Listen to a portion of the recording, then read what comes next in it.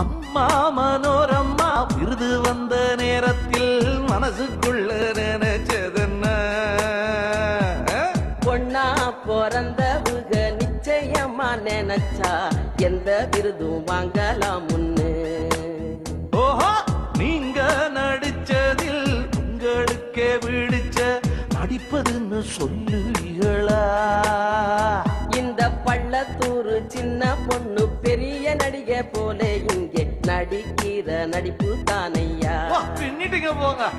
முத்து கொடுக்க வாரிகளா நடிப்பு கத்து கொடுக்க வாரிகளா? விட்டு விடுவோமா ஏமா நீங்க எங்களுக்கே சொந்தமல்லோ. ஒரு நிலவுக்கு